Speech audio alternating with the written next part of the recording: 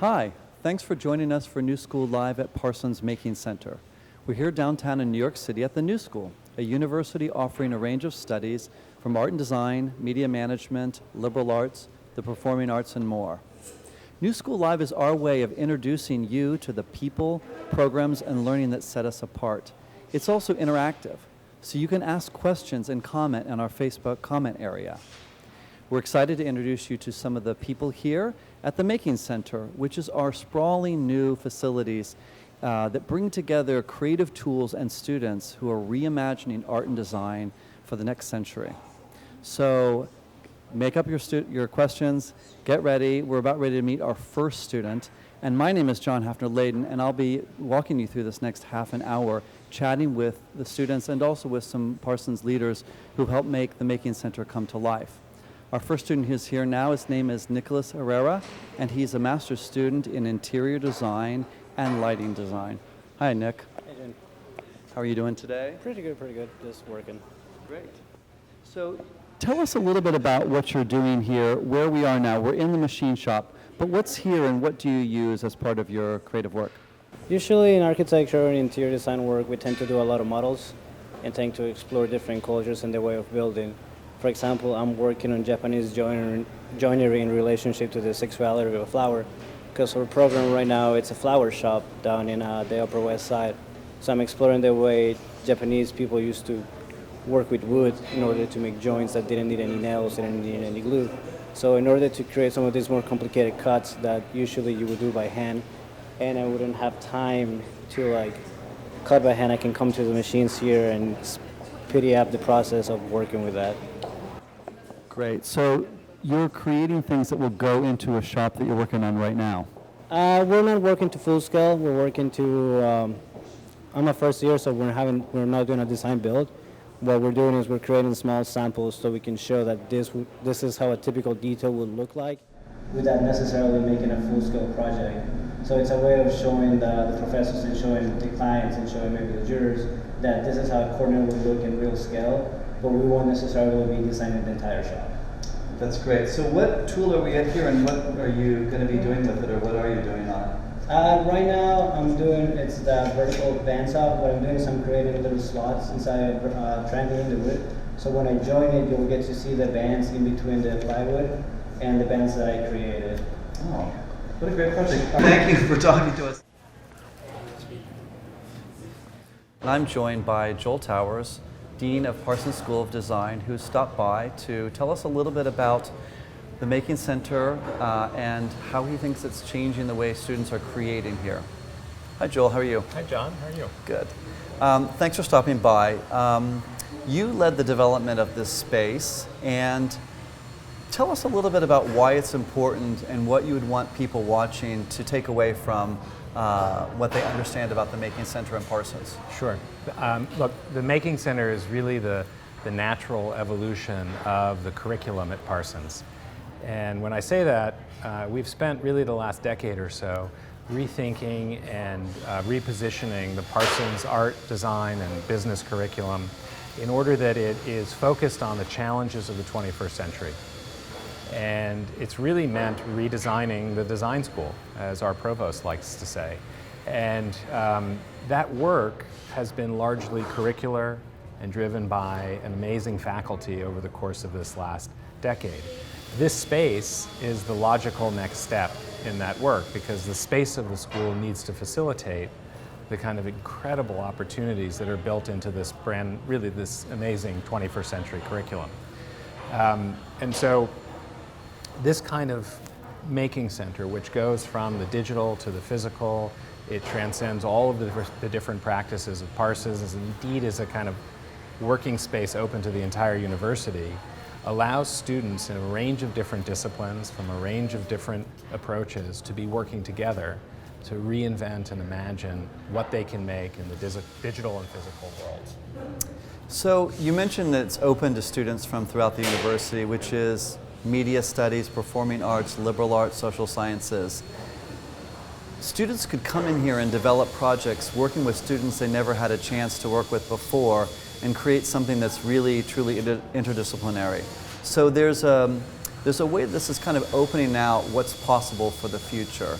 Do you have any ideas or something that you envision for the future of what you'd like to see happening here in a few years after this process has been underway for a while? Well, you know, the students have taken to this space very quickly. What's happening in this center, in the Making Center, is really where we bring it all together. So you've got 3D printing, you have textiles, you have 3D knitting, you have traditional metal and wood, you have all sorts of hybridized practices that are happening in this space. And the idea behind that is to say that a student who may be working on, let's say, a textile or a garment may think, well, I want to 3D print some aspect of that, or we need to work in metal and wood now to add into this particular process, or you may even just be finding that in this environment in which rapid prototyping or whiteboarding or collaborating in a variety of different ways, it allows you to test things out. It allows you to work in collaboration. It approximates practice in the world today. I mean, it's the heart of innovation, right? Is that if you bring together people who have a range of different ideas about the world, who have different kinds of practices, who come from different backgrounds. You know, we're an incredibly international community at the New School.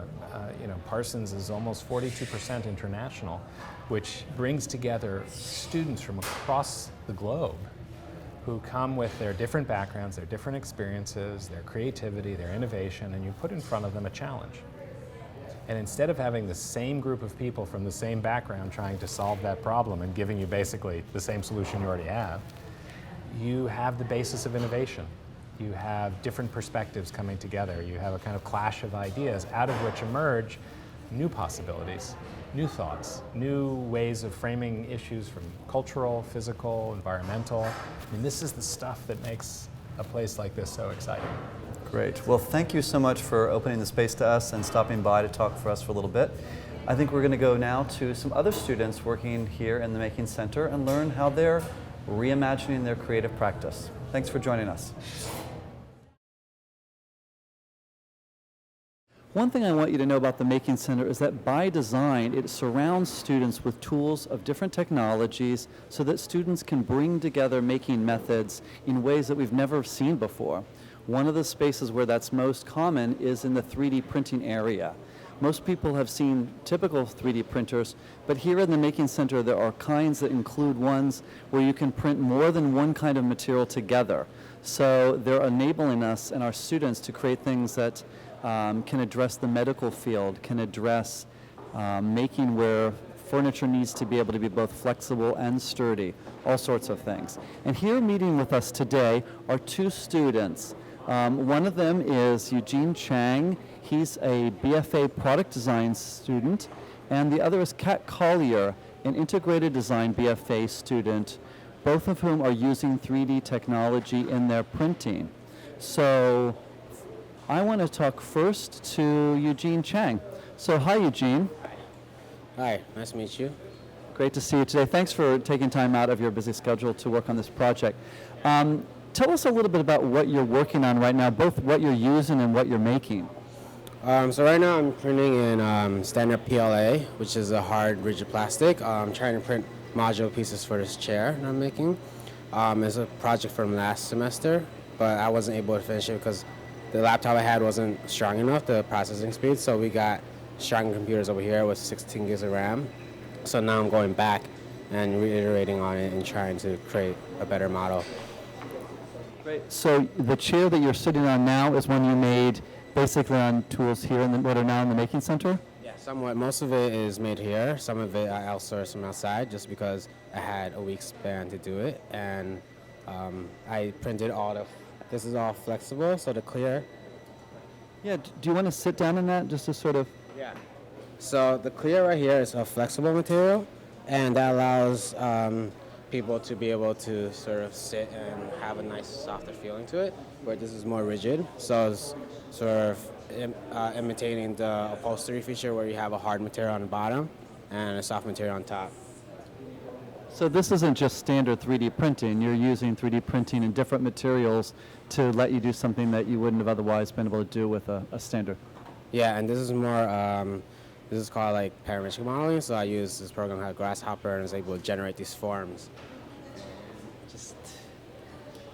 Hold on. Just want to cancel this before it gets messed up. but this is just we generated shapes, and the reason why I'm able to sit on it is because it's triangular structure, so it separates the weight of the person. So you're able to stand on just one of these little modules. So basically, you're solving a problem, modeling it here, and trying it out for a different application. Yeah. So this was more, it was towards trying to create furniture for people in New York City, creating space. So this is you're able to take this off and put it as like a wall piece and stack it up on the wall while you're not using it. That's great. I think it's a good example also of how so much design, even design coming out of the Making Center, has an urban focus where it has a direct application to making cities more livable and comfortable. Thank you so much for your time. We're going to talk now to Kat Collier, but appreciate your time. Yeah, no problem. Great. So Kat Collier, as I said, is an integrated design student, and she is working on a range of projects that are prototyped in different materials, including in 3D, using 3D technologies. And she's recently had a project that was creating a scale model of a building that is now actually on view in the Skyscraper Museum in downtown New York City. She's printing now a segment of a floor of that floor plan right now. But first, I just want to say hi, Kat. Hi, how are you?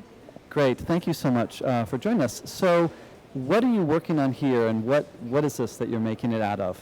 Okay, well, I'm 3D printing an old building, the American Surety Building. It was built in 1894, so it's really an exploration on old engineering methods and masonry. So I had to split the building up into 111 pieces because we only have a certain amount of size for the build plate, and then I put those pieces together to create kind of like a 3D puzzle of a skyscraper. So what you're seeing right here is a couple floor pieces for a floor plan, and then they'll be glued together and risen up vertically into a building, which you can actually see right here, which is part of the finished piece that is on display at the Skyscraper Museum. You can see under it that we're exploring also foundations and caissons and basically how buildings were built back then and understanding it now with the steel cage skeleton and load-bearing walls and all that jazz. Now, you also are having a minor in sustainable studies. I know minors are one of the ways you can sort of expand into the other areas of interest you want. Tell us a little bit about what you're doing with the sustainable systems, or cities rather, a minor. So I'm in this class called Green Roof Ecology, and we're exploring the benefits of having a green roof on top of buildings beyond just providing more nature and aesthetics for us humans, but habitats for animals, as well as rainwater capturing and insulation for buildings, and seeing how that could actually become a new benefit for buildings today. And if we're going to retrofit them, or are we going to start building skyscrapers with that in mind and the blueprints? So it's just really understanding green roofs right now specifically, and if that's going to be a tool for a sustainable city in the future. That's great. It really sounds like you're using 3D technology to sort of prove ideas and see how they can be applied in larger scale settings like cities and rapid prototyping. You know, if you want to make a model and you want to show your client, like, this is what we're doing, this is what we're thinking. It could be modular, you can print new pieces, this is what I want, this is what she wants, and just keep creating. It's good for rapid prototyping and just showing people what could be. Yeah. That's great. And your building is now on display at the Skyscraper Museum. That's great. We'll take a look at it there. Thanks for joining us for a little bit. We're going to move on now to the fashion section. So fashion is another one of the industries at Parsons where we have a proven history, we have a long history of working in the fashion space, but also we have an array of tools, both traditional and more high-tech, that enable students to innovate in fashion, whether that's intervening into the fashion systems for things like athletic wear, or whether they want to work in very traditional making methods of fashion. So we've asked a few BFA fashion design students to come in and show us a little bit about what they're doing and what their work is. Hi, everybody. Hello. Hey there. Hi. So Julieta, Yeah. thanks for coming in. Thank you. Yeah, I'm transferring over this pattern onto another paper to have a more clean pattern, because this was like the rough draft. What garment are you making, or what are you working on? I'm actually helping out Camila, so you should ask her about it. Yeah, so right now I'm just helping her do some work for her. Great. I'm a junior, actually. She's a senior. Great. I think this also, it brings up an interesting thing. I think that the space of the Making Center, because it's so open and so bright and it's open so late, that it's creating a kind of community here of students working together, getting a chance to sort of hang out, look at each other's work, be inspired by each other's practices, and also just see what technologies they're using. So let's talk now to Camila and learn a little bit more about this project. So Camila, hi. Hello.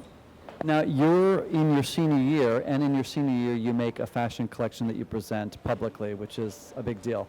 What is your collection? What are you doing here? What you working on? So my collection, I'm designing clothing for the blind and visually impaired. So what I'm working on is like how to make clothing more independent. That's really important for any disability. And then for them to be like independent, confident, and that allows them to be like a part of society. So like in terms of like what I'm trying to solve for is like how can garments be safer for them? Like how can I help them with like identification, like what is it? What color is it? How do I wear this? And then also helping with the interaction, like how do they actually learn how to put things on, or how to make things easier to open, easier to close, and stuff like that. So that's what I'm working on. That's great. What a great example of amplifying the kinds of work that happens in fashion. It's not just about ball gowns. It's not just about athletic wear. It's about a whole other kind of problem solving for a whole other kind of community. Really interesting. And I have a question for all of you, actually. Now that the Making Center is open, is this changing how things, I see a lot of students working together like this and sharing materials or tools or ideas, but is this, you've been in the program for a while, the opening of this, which just happened this fall, has it changed things for you? I feel like everything is all together now because like if not you'd have to go for the maker bots or like the 3D printers, you had to go to one building and then run to the other building if you wanted to do work on like the wood shop, or then you had to run to the other building if you wanted to do your fashion things, and you have to like carry all these things, and here like you're in the same space with all of these materials around you, all the technology you need kind of, so it does help in some way. That's great, that's great. So it looks like we've got some patterns being made. And Lena, what are you working on? I'm just going to walk over here. Right now, this is not actually my thesis. It's another class. It's called CoLab, Open Style Lab, and we're working to develop clothing for people with disabilities. So we're divided in different teams. And David is actually in my team, and we're working with a girl that has Arnold-Chiari malformation, and her shoulders dislocate at night.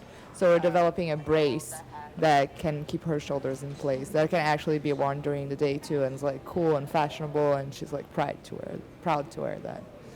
Wow, what a great project. I mean, this is really not what you think of when you think of fashion. It's a whole new amazing space for fashion. So, well, thank you for sharing a little bit of your work with us, and good luck on the projects here. I think I had a chance also earlier in the day to talk to Will Mikhail, who's the director of the Making Center here at Parsons, and he wanted to show me a little bit about how the Making Center is more than just this floor. It's actually, this is a hub of facilities that are spread throughout the university that enable making of all different kinds. So let's go to a video where I got to talk to Will for a little bit, and we'll hear from him about some other aspects of the Making Center we haven't heard about yet. Thanks. We're here with the Making Center's director, Will Mikhail, who is going to tell us a little bit more about the facilities, what you're seeing here, and how it's changing the way students are creating and forming community. So, Will, thanks so much for joining us and opening up the center to us today. Of course. It's great to see all the tools, students working at tables, at whiteboards, on all sorts of machinery. But this is just part of the Making Center, and maybe you could tell us a little bit more about what the Making Center is made up of and what students can expect to use if they're here at Parsons. Yeah, definitely. Well, the Making Center is, I would say, much bigger than just what you're seeing today. There's a lot of different tools and processes kind of scattered around campus. The Making Center, which we're calling the Making Center Hub, is really kind of the nexus of that. So it's where a lot of students and faculty gather. A lot of what you see are general shop type scenarios. We have 3D printing, which is very popular. We have a textile area, some new really exciting machinery with that, a couple 3D knitting machines, and then a lot of other traditional hand tools that students can check out and use in the open area. They're on the third floor. That's all on the second floor, so a lot on the second floor. On the third floor, we have a new material store, which is very exciting. That increases our ability to provide sustainable materials or interesting materials to students at a much more affordable cost. We also have on the third floor a new machine shop, which is really exciting. We have some really high-level equipment, like a 4-axis mill, as well as some more traditional 3-axis mills that students can access and use themselves. On the ground floor, we have a large print shop, which we moved from another location on campus, and that has some of the traditional processes, silkscreen, etching, and lithography, as well as some of the new processes we're kind of prototyping. And then next to that area, we have a new wet lab, which is more like the traditional ceramic shop. So anything like paper making, concrete form making, anything experimental would happen down there.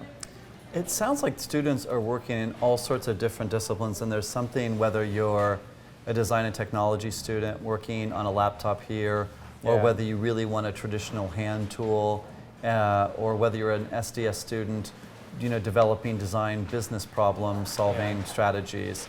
So having all these activities going on around each other and students nearby, how does that change the way they're making or creating? Yeah, it's very, very different than the traditional older model, I think the studio or classroom model. Earlier we called it like the Making Center Hub. It's the idea of having a lot more open space that students can gather at on their own. They can form their own collaborative groups based on whatever the project is. What happens is when students are able to work that way, the types of tools they're using, whether they're checking out tools or accessing some of the tools that we have, there's moments where they begin to learn from each other. It's no longer about this top-down kind of learning scenario. And that's really, I think, one of the more, I would say, the big shifts in higher ed is acknowledging that students have that capacity and kind of going with it. And, great. Yeah. Well, it sounds like there's a lot of innovation on both the curriculum level, on the way students are learning here, and also the way that all the tools are being brought together here, so that the students can come together to, form community. Yeah. So thank you so much for opening up the Making Center to us today. Definitely. I think we'll go now back to some students that are working on equipment here and hear what it's like to be a new school student. Thanks for joining us. Hi, and welcome back to the Making Center at Parsons School of Design, where we're here back with Collier. We got a question in from the Facebook crowd from Guillermo Dauria, who had a question: are there any tax benefits to buildings that have green roofs? So that's what we're working on right now. The research is very important to understand and gather. There could be a couple. What is gather? Gathering research on, for example, how much stormwater the green roofs can store. As you know, when it rains in New York City, a lot of our water will go into CSOs, combined sewage overflows into the Hudson, which isn't good for marine ecosystems, and a lot of taxpayers are paying for that. So that's something that we could prove with green roofs. That could be a tax incentive in the future, as well as thermal insulation for the building. So Drexel University, on top of the Javits Center, which is the second largest green roof in the United States right now, is conducting research on how the green roof is actually acting as insulation and helping with energy costs and keeping down the air conditioning levels when it's hot, and when it's cold outside, it keeps it warm inside. So there's a lot of ongoing research. It's a very new field. So more research, maybe we can change some policy and we can get those tax incentives for people who want green roofs. That's great, and it also is great to see so much resource in a city like New York City to fuel this kind of research. So I'm also here now with Lisa Marks, who is in the unusual position of being both a graduate of our product design program and also a current student in the MFA Industrial Design program. She also teaches at Parsons. So thank you so much for joining us, Lisa. Thank you. So you are working on something that I want to play with. It looks so beautiful and interesting. Tell us a little bit about what you're working on. So right now this is for a global studio focusing on bamboo production in Thailand, and looking at different ways that we can design and engage globally. So This project is looking at how to knit bamboo, which is especially interesting because there's a long history of weaving in Eastern cultures, but knitting is completely a Western art that is starting to move east. So this takes a natural material of Thailand and brings in new technology and new craft, still keeping some of the handwork and craft work that the local artisans there rely on for their income. Interesting. And so just explain to me, when you say global studio, you're talking about a class that is actually conducted abroad. So there's a kind of a global focus to your work here. Yeah, well, it's conducted in New York, but also abroad. It's a full semester course. Our studio is right upstairs from the Making Center for that, and we did take about 2 weeks and go to Thailand and meet with the government, meet with artisans, meet with students there, and learn about producing things in Thailand. So we're now back with all of that knowledge and continuing our work here in New York. Tell us or show us a little bit about what you've got made here and what it's made out of and how you came to create it. Sure. Well, I've been interested in knitting for a long time, and I'm also interested in computer modeling and algorithmic modeling, using mathematical equations to make different forms. And so I'm able to do that and apply it to a double-ply bamboo veneer, which is something that already exists in Thailand. They already have production methods around it, and it creates these kind of interesting moving forms that can go back and forth, possibly for window blinds. It creates different kinds of mathematical forms that there are a lot of initiatives there now for new design and higher technology and higher design, but they cannot afford to lose some of the handcraft. So this is something that is made by computer, that's cut by computer, but still cannot be assembled by computer. It has to be assembled by local artisans that have a history of working with their hands and craft work. So it's a little bit of a hybrid product that brings a more global thought pattern to a very local economy there. Interesting. So this is a product that would be produced there as a way to sort of sustain local economies and artisans in Thailand. One of the amazing things that was striking when we were there is how many crafts are in danger of being lost right now because a lot of the traditional crafts are done by older people and they don't necessarily have a younger generation picking it up. The younger generation is much more, forward design thinking. So this is hopefully a way to keep some of their traditions alive. Fantastic. What a great theme for a class, and the products that you're making here are really beautiful. How are these laser cut pieces, or how did you make these? Yeah, these are laser cut pieces that are hand assembled. When it would go into higher production, these would be die cut. But for prototyping, we have a lot of different laser cutters. For the final, it might move to CNC. We have a lot of different technology that's helping me do it. Great. Well, thank you so much for joining us. Really appreciate it. One last question, because you've been around for a while. What's it like being now here in the Making Center? It's such a great, vibrant space, but what is it like as a maker? Yeah, it's a totally different school than when I graduated from undergrad. When I was in undergrad, it was unusual for even a sophomore in product design to be friends with a junior in product design or to be able to ask them for advice. And now I'm here with people from fashion who are experts in knitting that can talk to me about this. And I'm here with my students and my teachers, and we're all just working together to create new and more diverse work. Great. Thank you again for joining us. We look forward to seeing more of your work. Thank you. So I'm hoping this is giving you a little bit of a sense both of the Making Center itself as a place of innovation where new kinds of hybrid technologies are coming together, and also people are coming together who have never necessarily worked together before. The center is open to all the students of the new school, so students throughout the university will be here working together. There'll be policy specialists working with economists, working with knitters or designers like Lisa to create products that can enter the marketplace, that can create models of buildings that get shown in museums in New York City and help open the conversation about important topics like green roofs and taxes and sustainability, and also about things that just relate to the way we create and prototype so that we have the tools to really find answers that develop our problem-solving strategies, but also enable us to stay makers and use making as a way of learning in the greatest sense. So thank you so much for joining us tonight. here at the New School Live at the Parsons Making Center. If you liked what you saw, please continue to engage with us on Facebook. And next week on November 19th between 12:30 and 1 p.m., you can join us again for the Eugene Lang College's Journalism and Design program, where we'll be going in for a workshop where students are working with newsroom professionals to develop digital news products for the 21st century. So from all of us here at New School Live and the New School in downtown New York City, thanks so much for joining us.